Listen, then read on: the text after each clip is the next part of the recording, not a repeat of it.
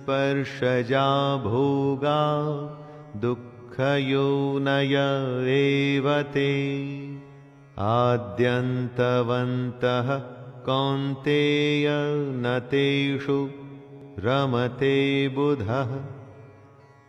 आंखें देखती हैं, कान सुनते हैं, जीभ स्वाद बताती है, त्वचा स्पर्श करती है। इन्हीं इंद्रियों और उनके विषयों के भोग से हमें आनंद की प्राप्ति होती है। इन्हीं सब से हमें सुख मिलता है। एकदम गलत, जी हां, एकदम गलत। हम ऐसा समझते हैं कि इन सब इंद्रियों के भोग से हमें सुख मिल रहा है ना।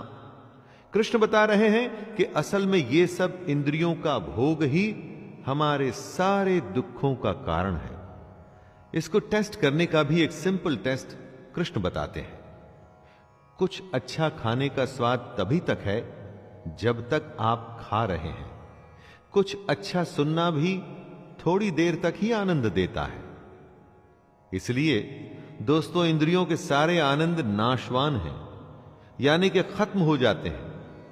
इसलिए ज्ञानी पुरुष इन इंद्रियों के सुखों में नहीं फंसते। शक्नोति हैव यः सोढुं प्राक्शरीर विमोक्षणात् काम क्रोधोद्भवं वेगं सयुक्तः स सुखी नरः।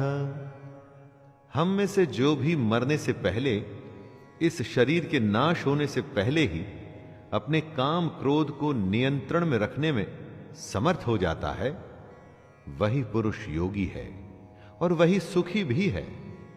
कृष्ण कहना चाहते हैं कि समय थोड़ा सा है। समय पूरा होने के बाद तो मर ही जाना है।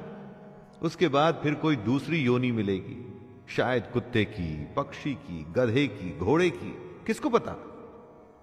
तो मरने से पहले ही अगर अपने मन पर विजय पा लोगे, अपने काम क्रोध से पैदा होने वाले भावों को संभाल लोगे, तो तुम्हारा भला हो जाएगा।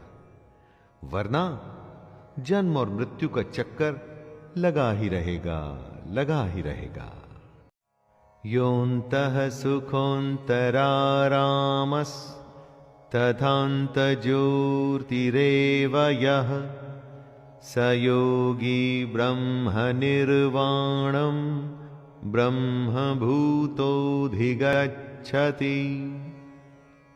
जो बाहर के सुखों को छोड़ और इंद्रियों के आनंद से बाहर निकलकर अपने अंदर झांकता है, जो अपने अंदर की आत्मा को पहचान कर उसमें ही खुश रहता है, जो अपनी आत्मा की सच्चाई में ही ज्ञान ढूंढता है, भगवान कृष्ण उसे ज्ञानी मानते हैं। बाकी तो बस हैं, और अगर वो भी नहीं होंगे तो कुछ फर्क नहीं पड़ेगा। कृष्ण कहते हैं कि ऐसे ज्ञानी ही ब्रह्म को प्राप्त होते हैं। लेकिन दोस्तों, इन सब बातों का यह मतलब बिल्कुल नहीं निकाला जाना चाहिए कि सब कुछ छोड़ के सन्यास लेना है। अरे कर्म तो करना ही है भाई, उसके बिना तो कोई रास्ता ही नहीं।